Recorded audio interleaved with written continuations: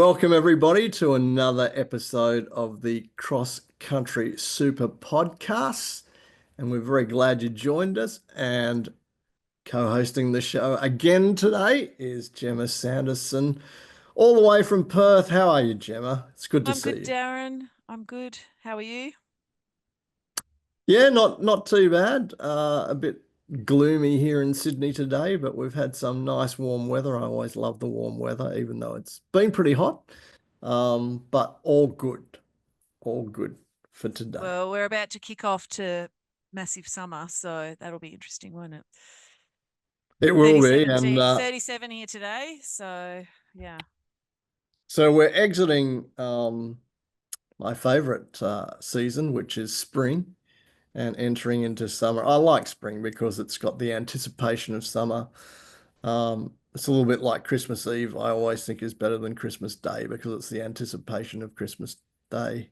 You get a little bit more excited about that. And of course, who can complain because spring usually means the footy finals, which are fantastic. Of course you are.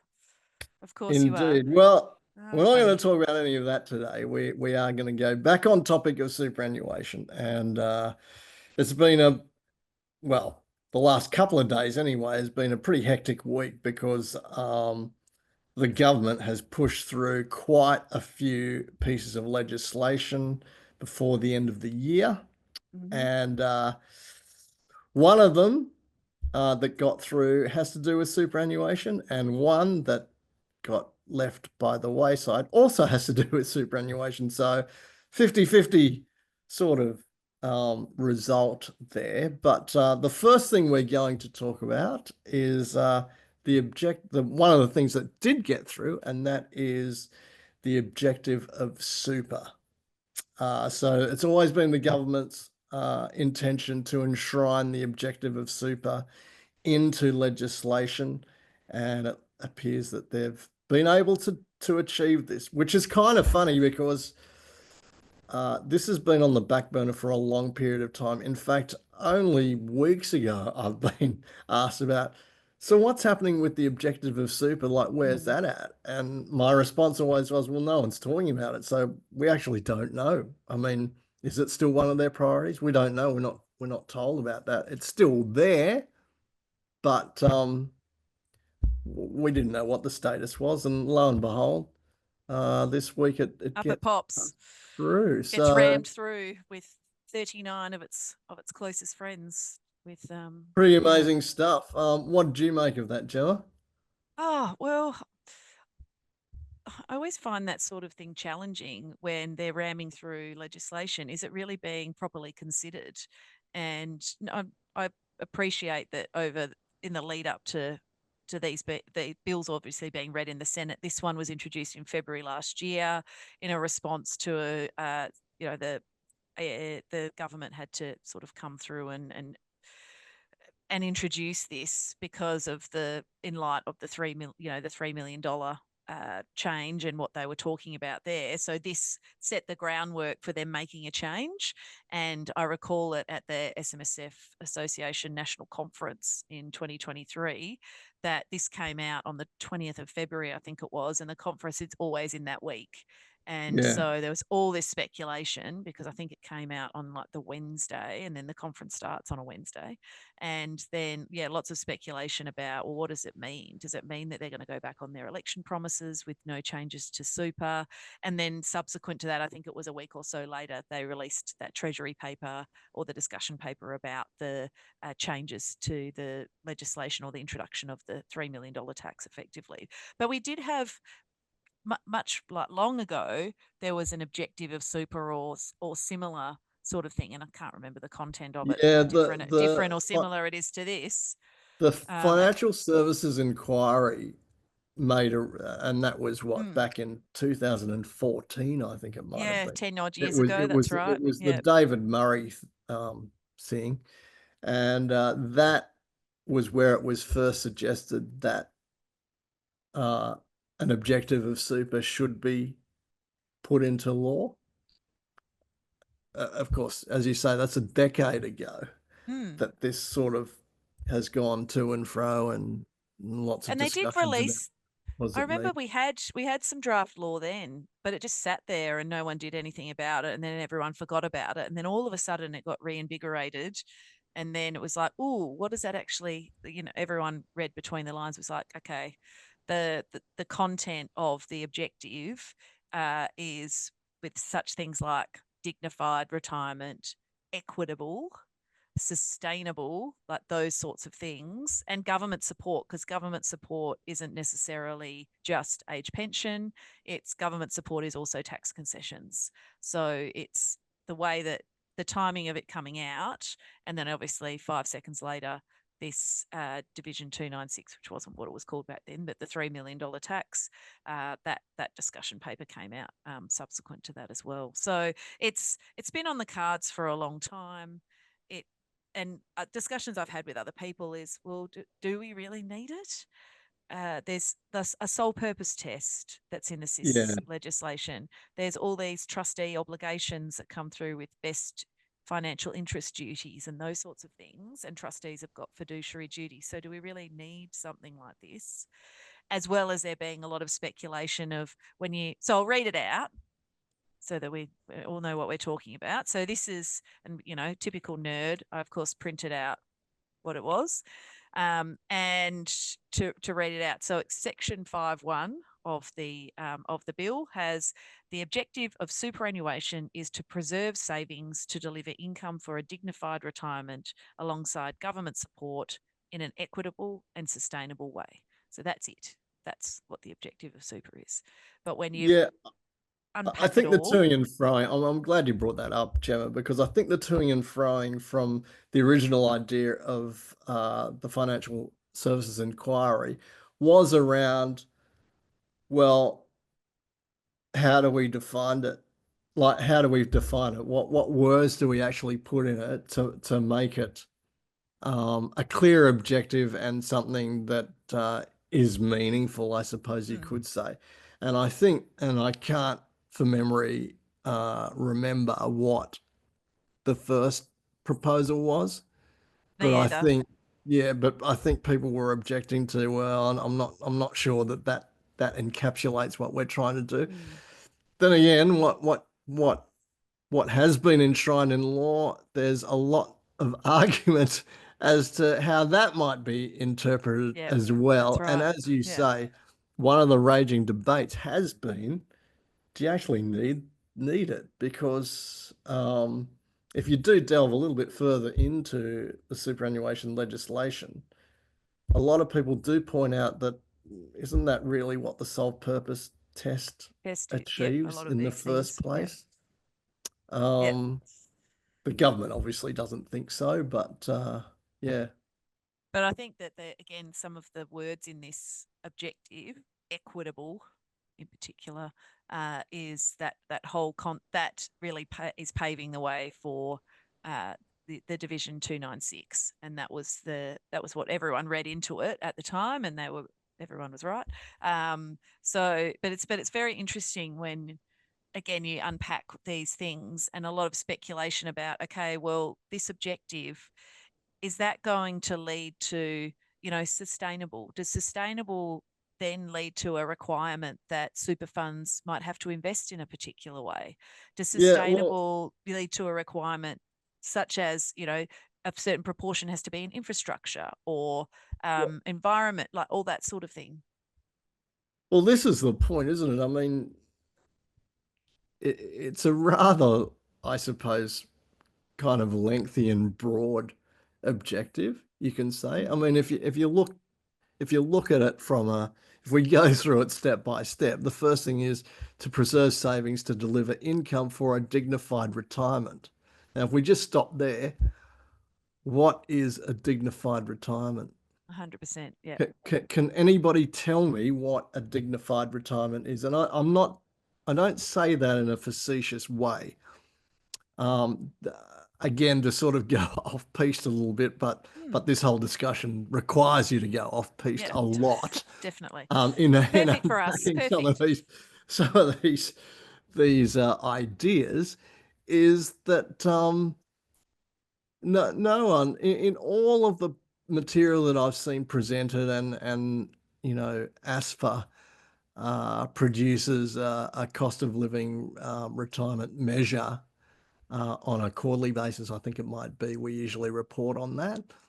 But and that usually is around a comfortable retirement or a better than comfortable retirement type cost of living figures.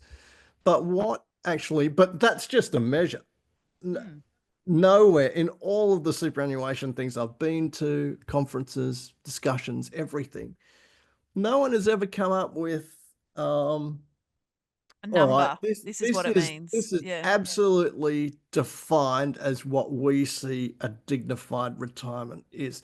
And if you extend it a little bit further, and I suppose in the context of SMSFs being a collective of individual funds rather than, A, a a whole big fund. Yeah. industry as such, Yeah.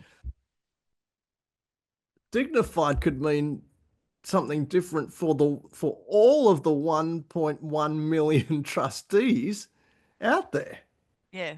So That, 100%. might Yep. be different. That's obviously different for you and I, Gemma. Yep. What I might consider dignified, you might think that, oh, I'm not. I wouldn't want that in my retirement. I'd want a little bit more than that, Darren. You, you're accepting something that is a little bit on the low spectrum of the lifestyle that I'd prefer to lead. That could be different for everyone, couldn't it? And I think that's the thing is, there's three pillars of the super system that everyone talks about. So that's the age pension, superannuation, and private savings. So the age pension is the source of income for a lot of people. They might have their home and then they're on the age pension and they that might be enough. They make it work.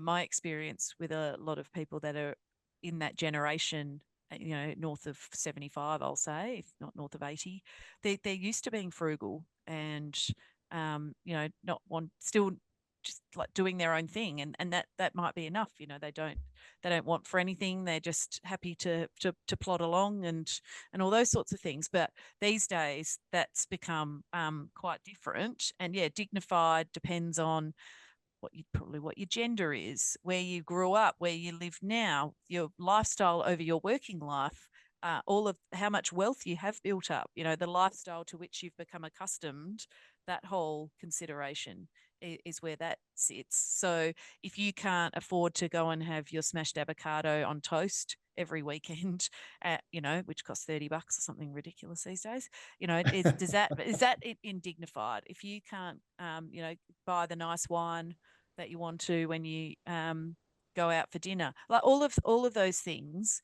that's why it's such a challenge to determine what that looks like. And then when you overlay that whole preserve savings, so there's almost a bit of a, we've got this preserve savings, but government support. So the whole thing, the preserve savings element is to stop people from taking their money out of super early. But we've already got tax provisions that cover off on that, CIS provisions, and again, sole purpose test consideration. So that's where that sort of lends itself. And I feel like that the basis for that was to look at the COVID withdrawals. So that was to make sure that something like that can't happen in the future. So that preserve savings, obviously the delivery of income, that was to make sure that people in their retirement were drawing it down. And then, this dignified retirement, yeah, what does that mean? And I've had discussions with clients and they've said, okay, I've got whatever it is in my self-managed fund. Is that enough? So there's a, multi-million dollar question or a multi-$100,000 question. Like, what does that mean? So if you live in a fancy suburb, then maybe it's not in the context of who your neighbors are. But if you don't, if you live in the context of your neighborhood and who you're associating with in your life, it's probably more than what you need, or it's not enough. So what does that then look like? So again, what is the context of that is the biggest consideration. Now, I have to make a qualification here. I haven't looked at any of the explanatory memorandums or Oh, any of right. the Yeah. peripheral stuff around this bill. So if there are any explanations about what some of these terms may mean, we're not really talking about this. This is just our take, just on the Yeah. Our surface take. Yep. of what this sentence basically means. And Again, so many topics intertwined in this. You mentioned, I mean, the first couple of words are to preserve savings. Now, I actually think that the concept of preserve savings is actually pretty well met, simply Yeah. because we've got the SG system. I mean, a portion, a good portion of your salary has to go into superannuation anyway, and that can't be touched until you actually meet a condition of release. So that sort of thing has already been achieved, I think. But again, isn't the whole preserve savings, um, or isn't the state that we're in with retirement income suggesting that we've preserved savings too well? Yeah. Because there's Almost. Yeah. actually been no focus. I know the government's getting around to it. I know they made a statement about improving um, income Retirement income streams, products and things like income that. Yeah. streams through products, which I think might be a little bit flawed in itself. But preserved savings, they're too well preserved because no one's talked about the drawdown phase of superannuation, which goes to your point, Gemma. I think that's partly to do with, well, who the hell knows how much is enough?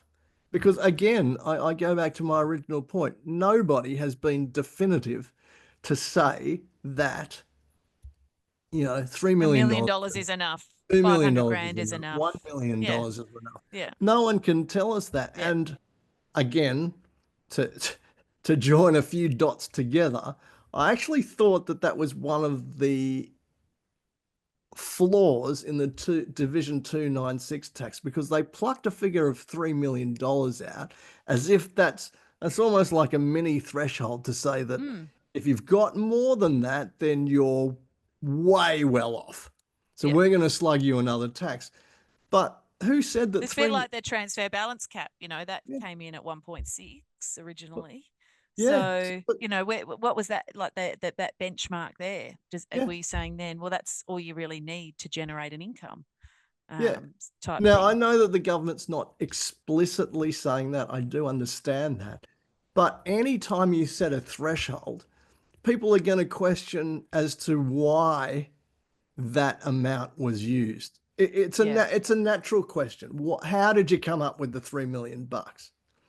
And then, without being told, you do get people who make assumptions to say that, oh well, 3 million bucks must be the Benchmark. Yeah. top limit where if they're going to slug me, an extra amount of tax for that, then I must be doing really well Mhm.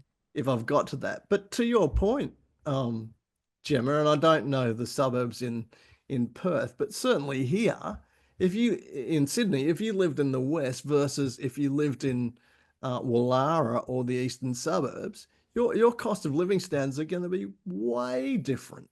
Yep. So, 100%. $3 million for somebody in a particular geographic location might be okay. $3 million for somebody else in a more affluent suburb might not be okay. Yep. So that whole thing about preserve savings, again, I think the preserve savings bit has been achieved, but the conversation around drawdown is is way inadequate. The other thing is like preserve savings is a bit contradictory to the the Div 296 because I mean they're trying to discourage people from building up super more than 3 million because then it's not subject to the level of tax concessions. So I feel like there's an element there that is sort of contradictory when you look at what preserve savings is supposed to mean. It's to limit drawdowns. So that whole preservation concept that we've got the preservation rules that kick in.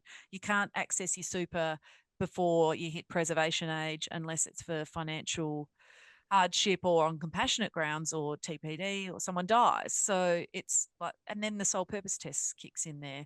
So it is going to be an interesting consideration. And then this will dovetail into some other bits we were going to talk about is, that whole, taking out deliver income. So that delivery of income is obviously important because that's how people live when they're no longer working.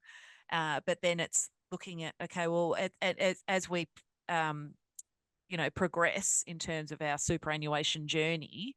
And we've got Division 296 tax is going to be on the tip of our tongue until it either gets passed or, well, once it gets passed, we'll still be talking about it, unless it gets completely thrown into the bin. And one of those income elements there is the legacy pensions. So legacy pensions are very much tied. That whole change and the amnesty is been effectively, hitched onto the back of the Div 296 provisions, and so that I think is going to be that's legislation that we need, and it should just be that should have been part of the 40 that came through. To be honest, Yeah, um, I couldn't agree more with that. But we'll probably discuss that a little bit later yeah, down a the little bit track. later. Yeah, Um, the second bit, alongside government support, actually does remind me, Gemma, of I think the original one suggestion in the definition was to supplement supplement age the age pension. pension. Yeah, So yep, they've that's ringing a they've bell to me as kind of well. broadened that out a little bit.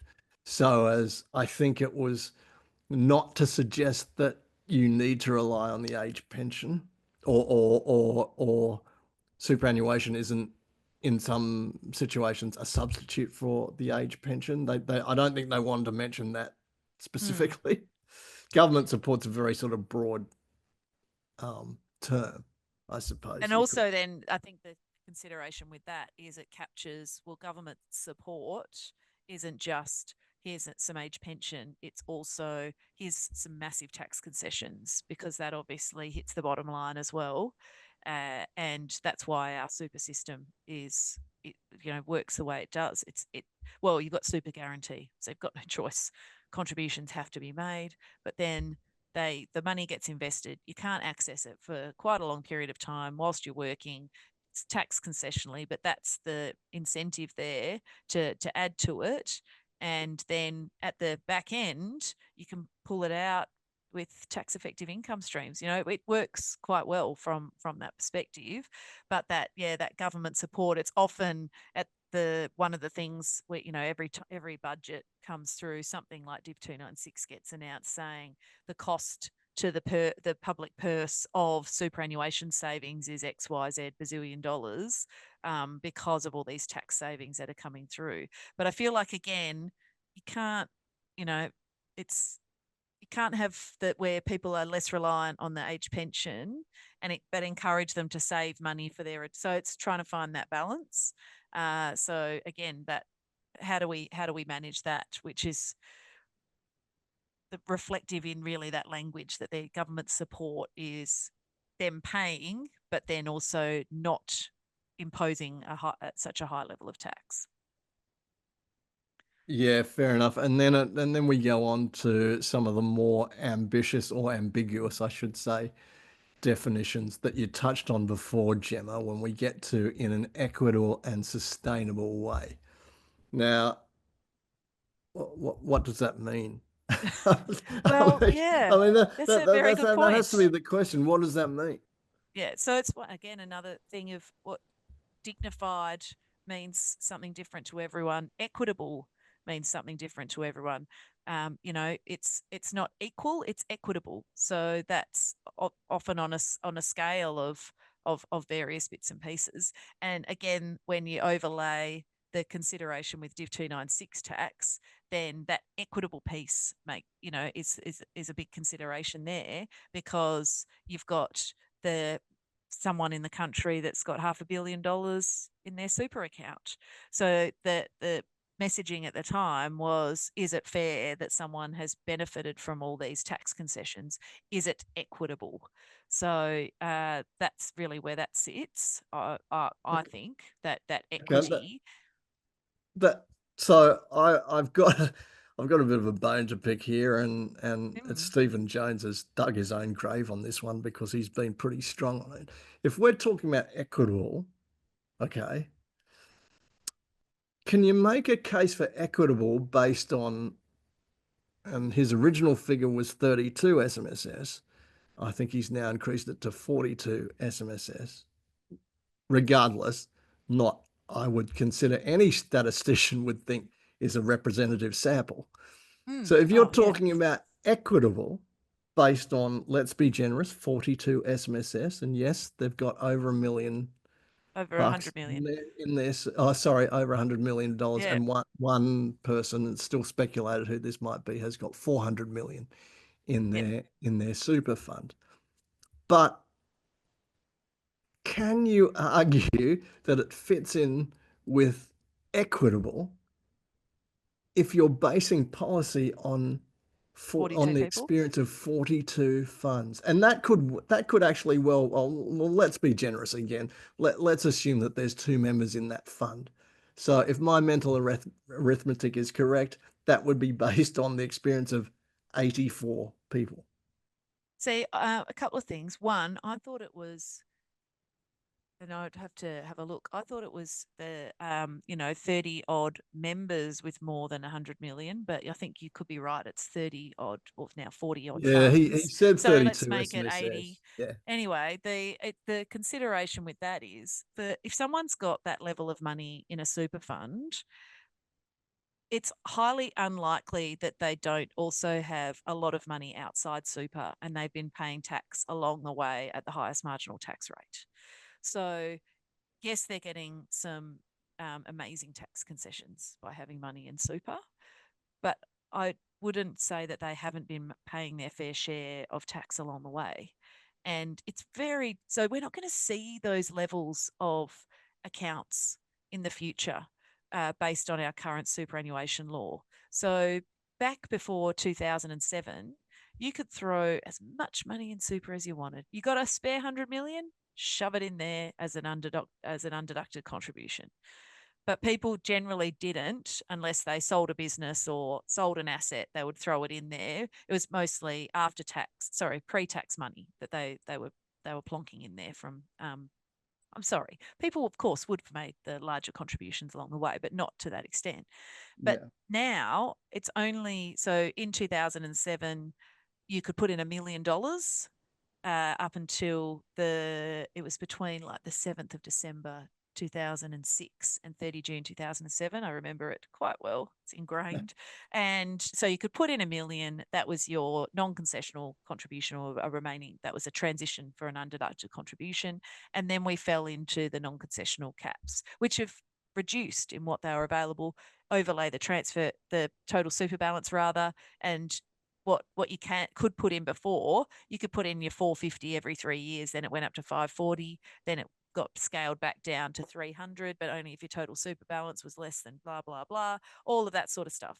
So the ability for someone to accumulate that level of wealth going forward is going to be that it'll have to. I'm not saying it won't happen because people who invest in something at 20 cents and it'll go through the roof, with prudent investments, etc.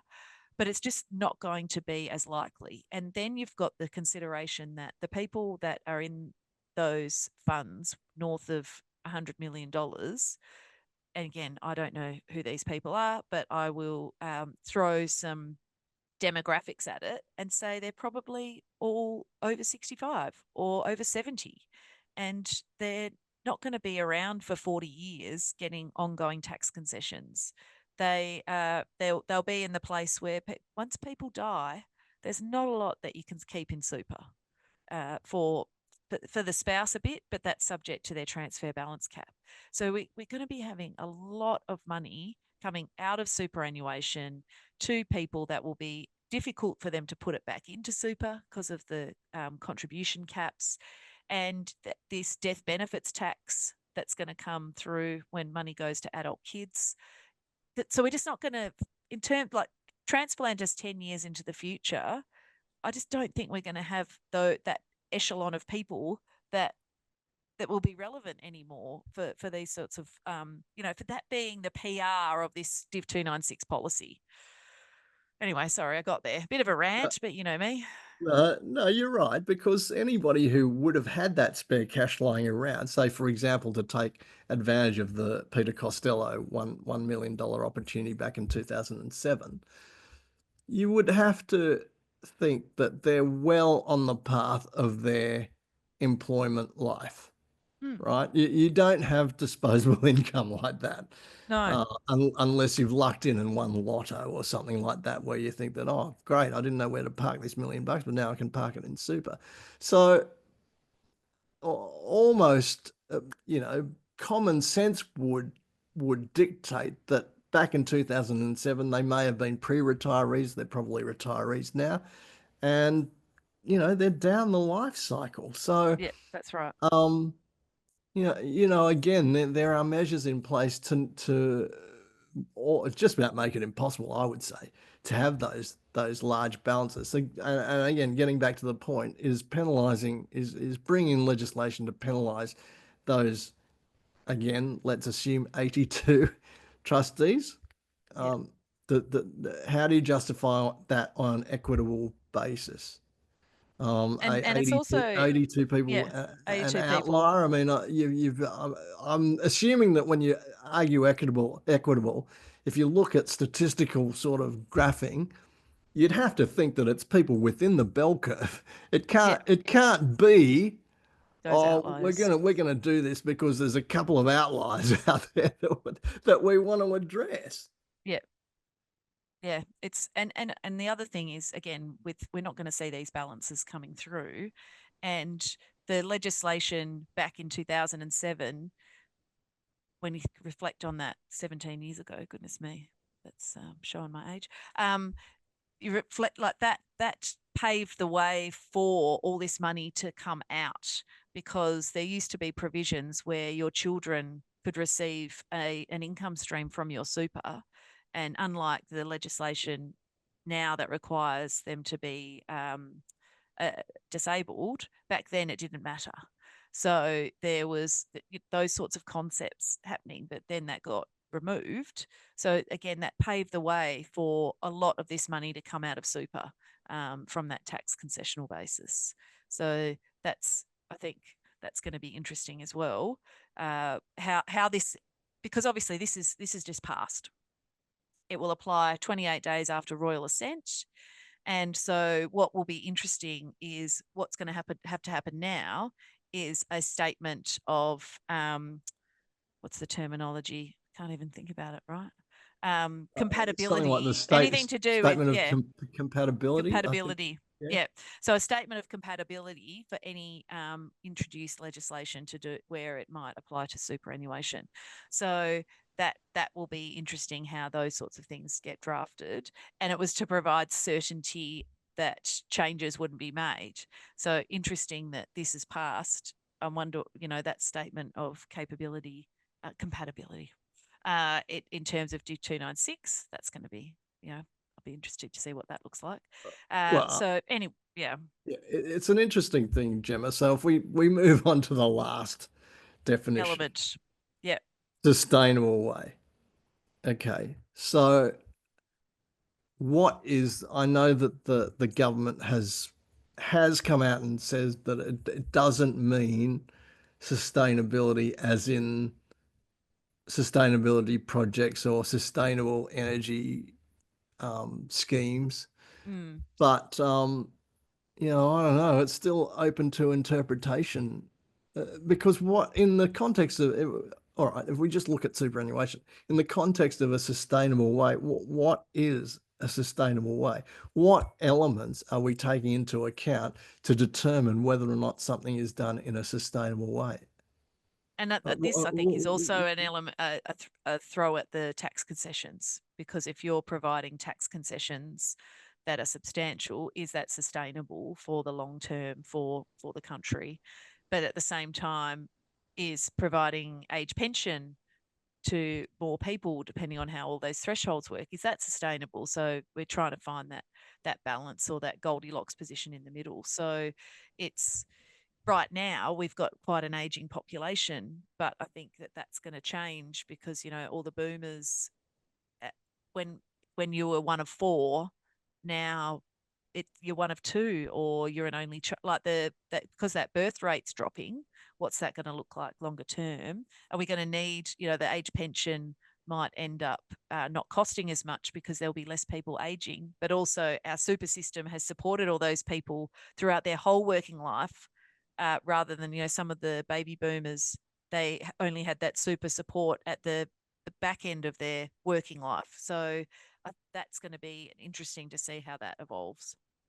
Well, Gemma, you've touched on a great point. You've introduced a great point. When we talk about sustainability, and if we just look at the system narrowly, so we're talking about reliance on the age pension and the pressures that can come with that from a government support and a government spending point of view.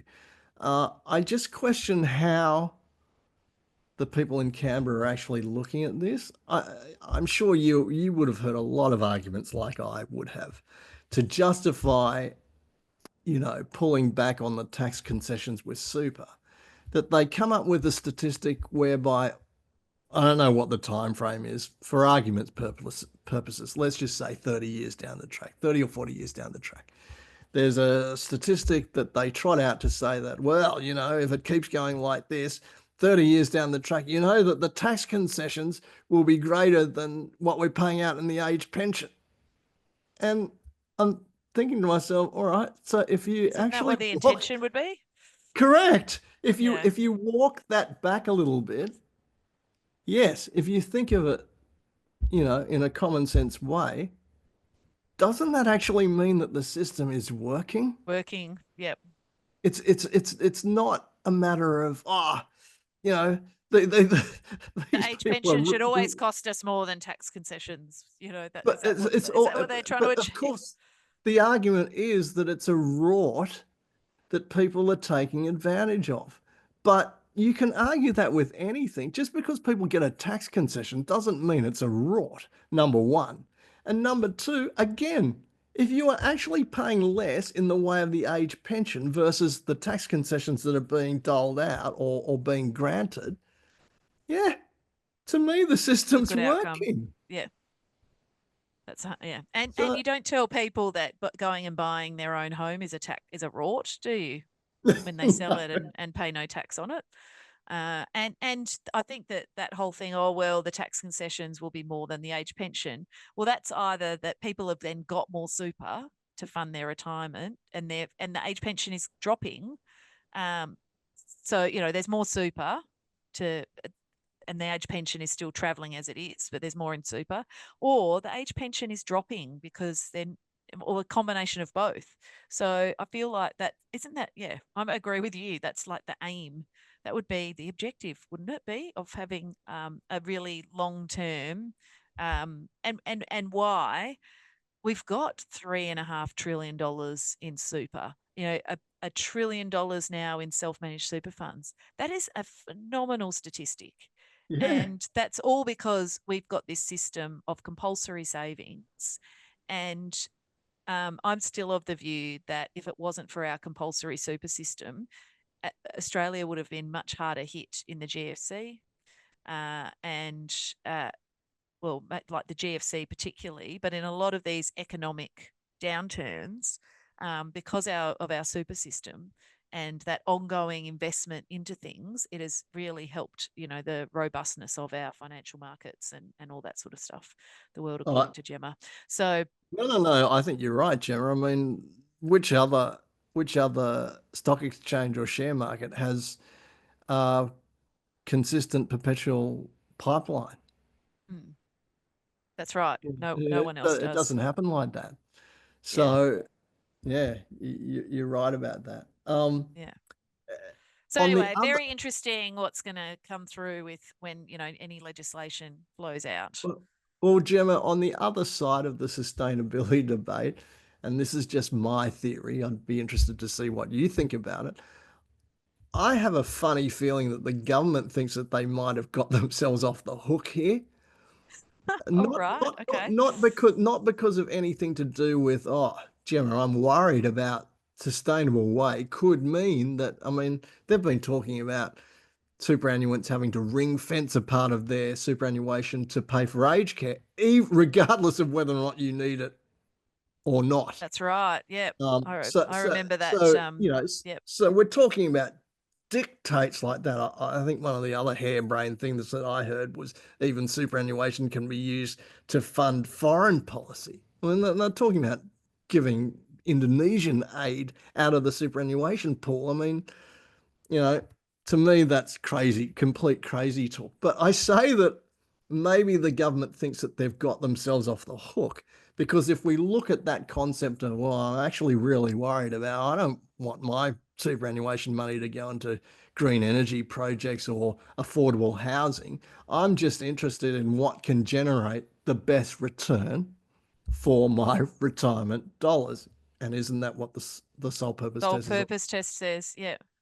But also, I think in the past 7 days, certainly in the past 10 days, there was an announcement by Jim Chalmers to say that, oh, we've changed the edict of the future fund.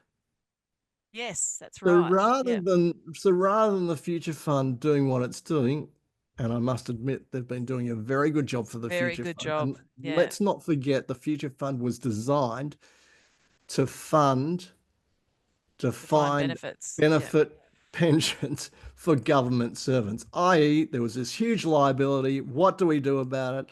We've got to set aside some money so that it's not a catastrophic event once all of these public servants start to leave their jobs. Now they've done a great job, but maybe they think they're off the hook because they've changed that way of operation. Maybe I'm optimistic here, but that might mean that they allay fears that they would use your superannuation dollars for that purpose. Because they'll use the public servants Yeah, superannuation dollars for yeah, that yeah, purpose. yeah, But yeah. it like what like that's is that responsible? No, it's not because it's robbing Peter to pay Paul, isn't it, Mm, yeah. Jemma? Because if you go down that path, and look, let's look at it from a sensible, rational investment perspective, and I'm talking about pure capitalism here. Yeah.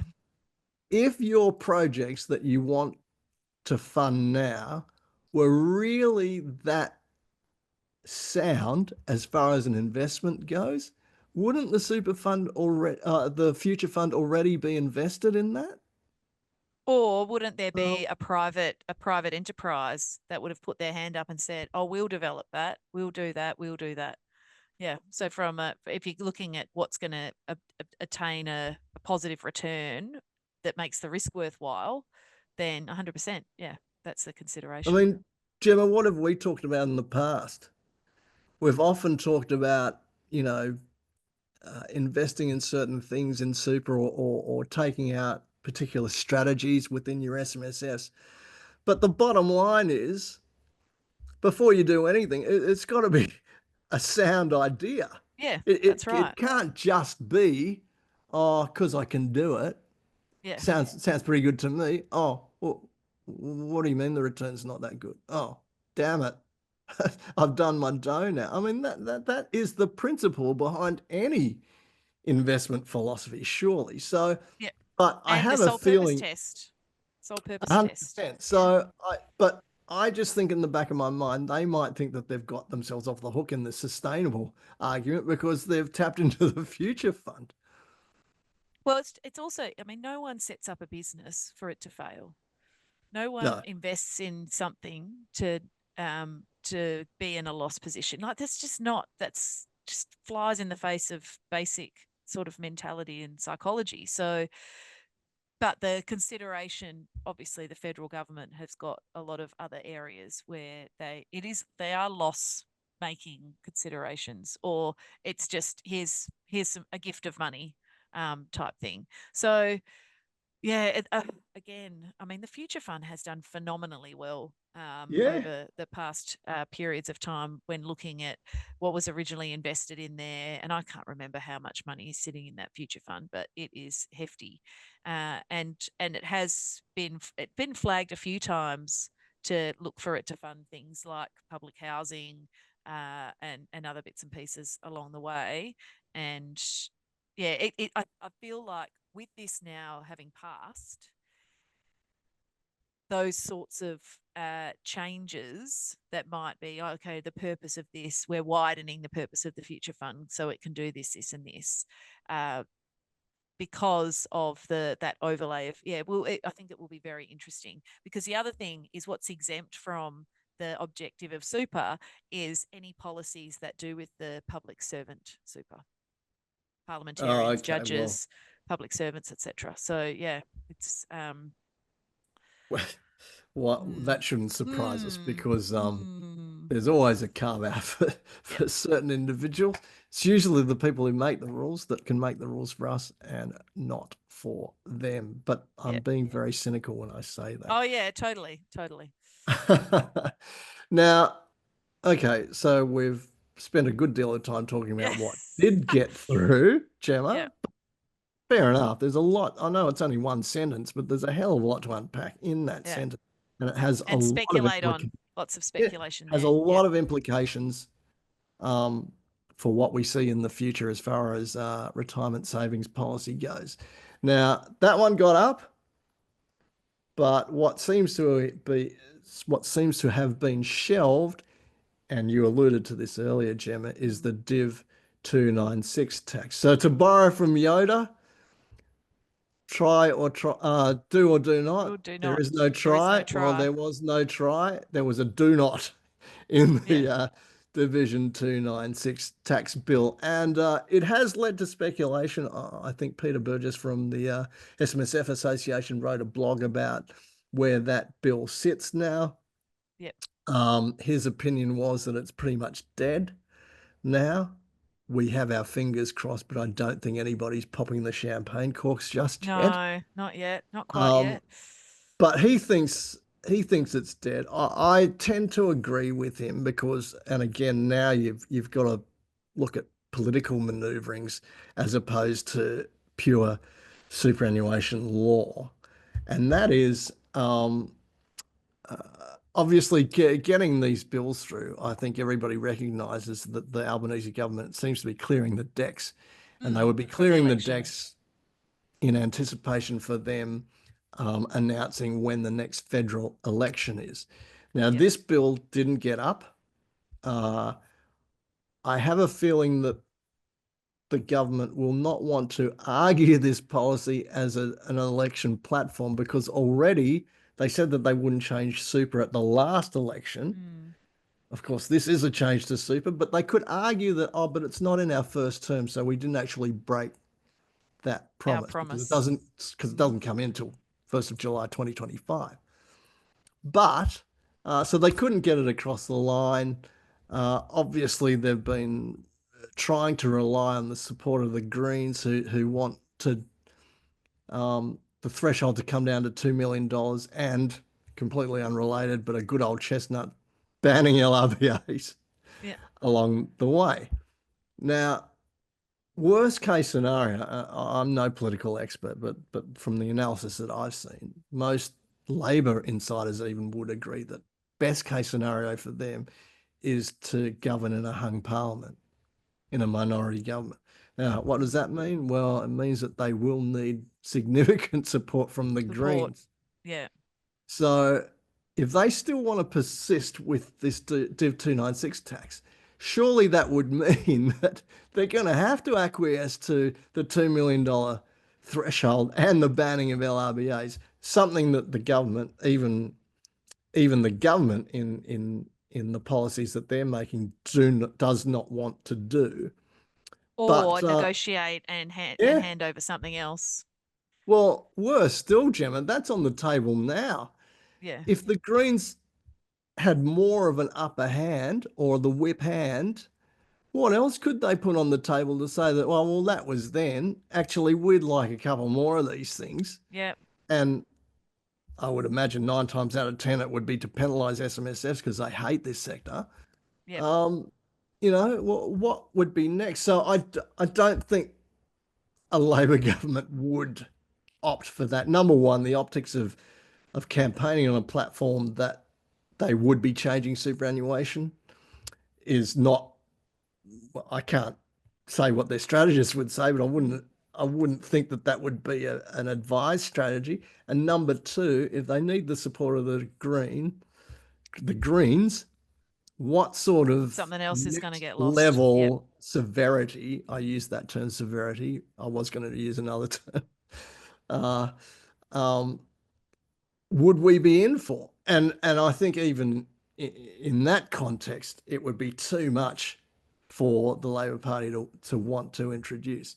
Another positive, I feel, Gemma, and I've been arguing about this, or I've really been articulating what Peter Burgess has been telling me, that even though, the coalition has been pretty strong, I mean, Luke Howarth has been saying we'd scrap that tax even if it came in.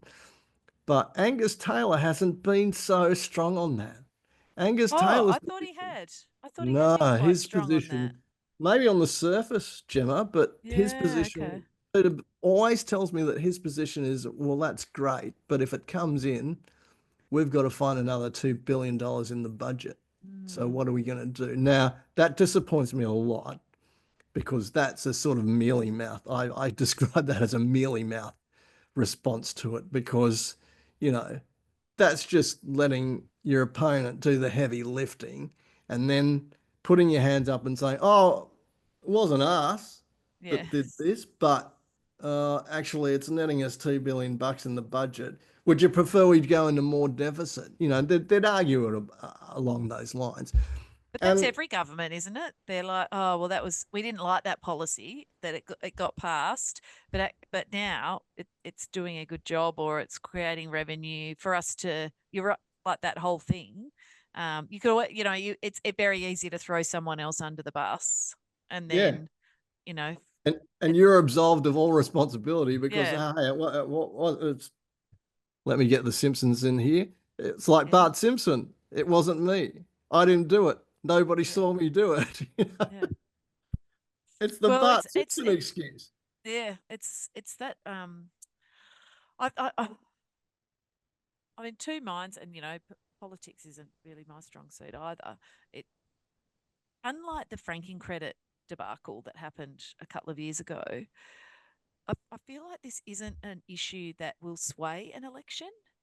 The the people that are voting Labor, they're probably not in this the 80,000 people impacted by this right now. Now, project into the future, and obviously one of the criticisms of the draft legislation is it's not going to be indexed. That might start to impact people in the future if it's not indexed on, yeah, and they just compulsory super and investment returns add to people's money.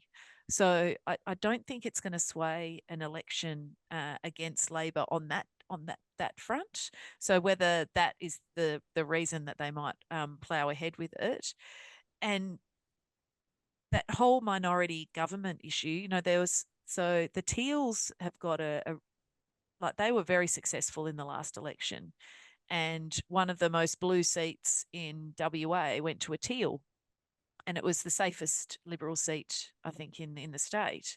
So, if not the second safest in the country or something like that. So, really interesting that impact, and perhaps it's showing more about us as a society and what it is that we want out of our politicians than anything else. Anyway, that's just me waxing lyrical. It's just Yeah, no, I'm kind of I think. hoping it's a dead duck. I'm 100% Well, I've hoping got my that it's a fingers dead duck. crossed as well, but Yeah. again, I'm not popping the champagne corks just Mm. yet, Gemma. I think you're right, as in the franking credit thing had more reach, Impact.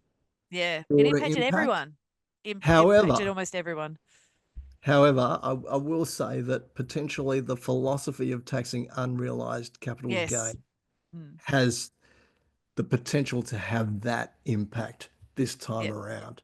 So, um, I'm not 100% sure that the government would really want that to be argued against it if they put this as part of their re-election platform. But hell, I'm just speculating here.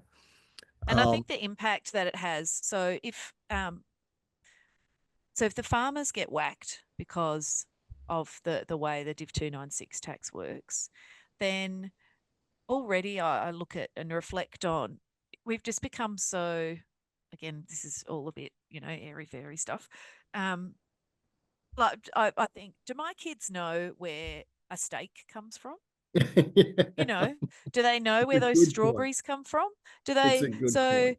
So we go like all that way of, oh, well, a steak comes from the supermarket. Well, no, it comes from a farm.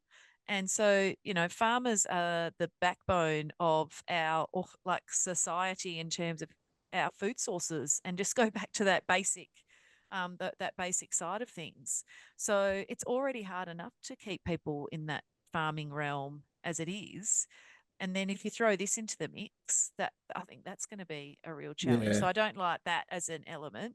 no. 100% that unrealized gains side of things, is that, are we setting then the precedent for other changes to come through where unrealized gains, and we've already had issues with that in the past. And then to your point earlier about, okay, well, where'd the $3 million come from? We just plucked it out of the air.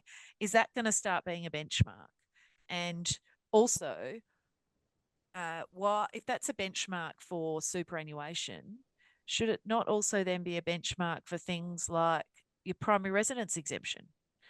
Well, Um, that's those sorts of probably things. a logical flow-on argument um, from that, which is why that whole tenet Mm, of taxing unrealized gains is really quite dangerous as a yeah, philosophy of where we are with our tax system at the moment. I mean, it does lead you down a pretty slippery slope. yeah. And I recall that this is a policy has been commented on in other international jurisdictions as well, because it's not something that other countries look at either. Well, So then you've got, is what's that risk, or if you're going to invest or do a project in Australia, if you're an international or a foreign entity or a foreign business, are you going to assess that risk and think, oh, you know, we'll go do it elsewhere where we don't have that change. well, interestingly enough, Gemma, this was actually one of the proposals that the Kamala Harris campaign mentioned Oh, in the right. last Okay. Interesting. the taxing of unrealized capital gains. Mm. You may not have read a lot about it, but there was quite a bit of commentary in the States from it. And again, I don't know whether or not that was one of the prime reasons why they didn't vote Kamala Harris in, but a lot of economic commentators were criticizing, look, it's been tried before, it hasn't worked. It hasn't worked. Nobody Yeah. wants it. It's a disastrous philosophy. Don't do it. So Yeah. that already was raised during that election campaign. So whether or not they want to go down the path of even opening the door like slightly ajar, we're not talking about wide open, but even the hint of being able, well, they could attack us on this. I Mm. probably don't think that they want it. Now, just on the second part of that, and again, this highlights another flaw in the system. The do not, the Yoda do not with the Div 296 bill, unfortunately extends to the relief proposed for legacy pensions, That's as you right. Yeah. mentioned before, because that is part of that bill. So they've joined that at the hip, and obviously, if one doesn't go through, the other one doesn't go through. Now, Gemma, I know that the industry, the sector is crying out for this Mm. situation to be addressed. Do you think the government might just think, oh, who cares because so few people have legacy pensions? Yeah, but there's enough for it to be relevant. And this is the other thing, is these people, they put in place pensions before 2004. So that was when they met their preservation age. So they were probably 55. So that was 20 years ago. So they were 55 at a minimum. Most of the clients we're dealing with that have got those legacy pensions now, they are north of 80, or they're very late 70s, over 80. And the reason behind them being set up was for reasonable benefit limit purposes, or age pension purposes. Now, the age pension side of it still has some relevance because they're assets test exempt, etc. But these members they're more concerned about what happens when they die and money being trapped in super. Like that's their concern. So the basis for the legacy pension amnesty being announced 2021, I think it was, that's still there. It's just come to the fore because of Div 296, because the defined benefit pensions is just an area that is like, in terms of trying to get the how the legislation might work and capture this information as it relates to defined benefit pensions is a real challenge. So it's not a I feel like they're related, but they should be independently considered. Yeah, I don't in putting these two concepts together in one parliamentary bill, I think um, exhibits an inherent misunderstanding of the depth of the Mm. issue with legacy pensions. You Yeah, could probably, if you didn't really understand it, you could probably just look at it on the surface and say, oh, well, it's just another income stream, isn't it? Well, mm. like, what's the big deal? But obviously, if you drill down in a more granular sense, then you start to know about how, number one, inflexible they are compared to other pensions. Number Yep, two, the whole reserve issue and extinguishing reserves now that the ATO's come out and said that SMSFs can't have reserves anymore. yep, Well, it's that's all right. very well to say that. What if I've got an existing one and your rules don't actually Don't allow well, me don't accommodate it. Don't accommodate to what get happens rid to of that. it Yeah. in a convenient or an efficient way, But um, also, or interestingly, using their reserves terms, as don't soon as practical. as soon as Practicable. practicably. Yeah, but reserves don't count. Like they're not assessable when you're looking at Div 296 tax. So there is if you've got a big reserve, yes, you can't resolve it easily by because of the 5% or under 5% allocation requirement, but you could just keep it there, and it won't be whacked with Div 296 tax. The next generation can continue to manage that fund, but that's a very small sample size when we're talking about statistics of people where that might be the intention. A lot of others, that reserve being in place where the pension was set up for age pension purposes or even for RBL purposes, they're not really looking at preserving that reserve in super for that longer term. It's an inheritance to the kids. Yeah. And that's where that whole consideration is. So I feel like that needs to be passed regardless of Div 296. And Well, it will be really interesting in the new year. February is our next sitting time. Uh, the budget is, I believe, the 25th of March. Around that time, obviously in anticipation of an election. So, what does that look like? In that budget, is Div 296 then reinvigorated as a reference point? The other thing with Div 296, I know we've again merged away from what we were talking about, is implementing it. So it's a 1 July 25 start. That's 5 minutes away. And so if that's going to have to be kicked down the road another 12 months, like you can't have funds now. The first test time is 30th of June 26. Sorry, if it starts on 1 July 25, but all those systems and testing them really need to be in place, and people need to be able to take action if that's what they want to do in the lead up to it. And if it comes through the election, and that would probably be in May then. If it's still a 1 July 25 start, I mean, they're not going to smash through legislation that quickly, especially on such a contentious issue. Anyway, just unless they get the big majority in the through Parliament. So yeah, well, it's a that's not really going to happen. interesting one. I've got That's my not. fingers and toes crossed that we don't have. It is a dead duck, which also, I mean, I'm annoyed at the legislation, but when something like this, which is there's a lot involved in it to understand it, to be able to guide and advise our clients and people out there, because it's this whole the scariness of it is your tax rate goes from 15% to 30%. It's like, well, no, no, no, that's not actually how it works. But that is what the brief sort of says. So Yeah. having to get going through all of those bits and pieces, that's a lot of time that the industry has spent that is then just a waste of time. Now, if it got shelved or went in the bin, then it's you take it on the chin and it's a waste of time that you're happy to have expended if where the outcome. But it's still Like that's really frustrating for me. Again, a bit of a rant.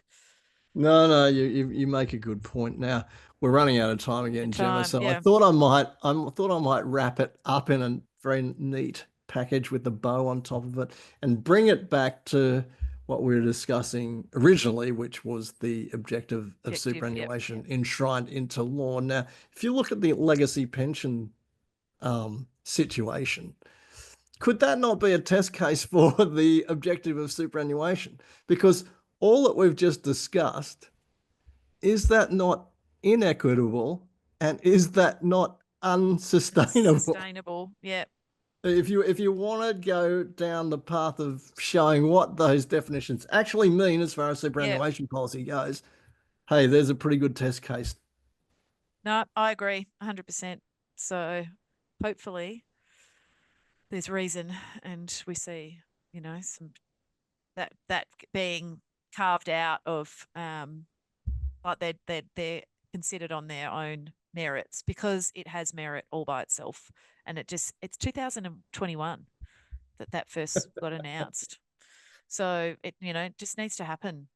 Um, Who knows, because Gemma? We I, might. I speak to families and you've got mum and dad or mum or dad, and they're going into care and they've got one or more of these pensions.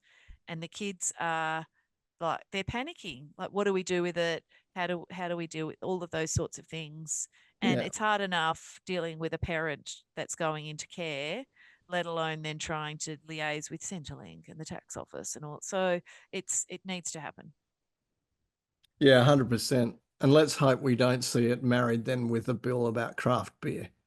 Oh, Sorry, I'm just being although facetious. that might go through. Oh, yeah, like a an extra tariff or something like that on craft beer. That's right.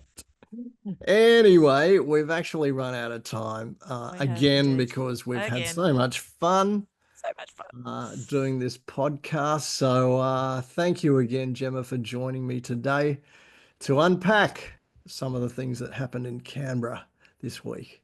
Yeah. Well, always good fun and to have a good chat and shoot the breeze and try and put our different, view. I always learn something from our chats, Darren. It's just like, oh yeah, Well, that's a that's different good. I perspective to always do, take. but I don't have as good a technical brain like you do, Gemma. So I'm always learning stuff from you. Okay, well, that's all good. Anyway, But yeah, it was fantastic as always. the key message would be just don't pop the champagne corks now, just yet. The Div 296 on the surface, yes, good result, but don't pop the champagne Not just yet. quite yet. Yeah, Keep your fingers and toes crossed that it is in the waste paper basket, but don't pop the champagne corks just yet. not just yet. On that note, again, I'd like to thank you, Gemma, for joining me for this podcast as usual. Thank you very much for having me. Thank you very much to you guys for joining us. We hope that you've got some value out of us unpacking what's happened, as I said, in Canberra recently. Thank you to my team for putting the production side of these podcasts together. And again, just a reminder, if you're enjoying our content on YouTube, don't forget to smash that like button and subscribe to the channel. Other than that, we look forward to presenting the next podcast for you and have a great day.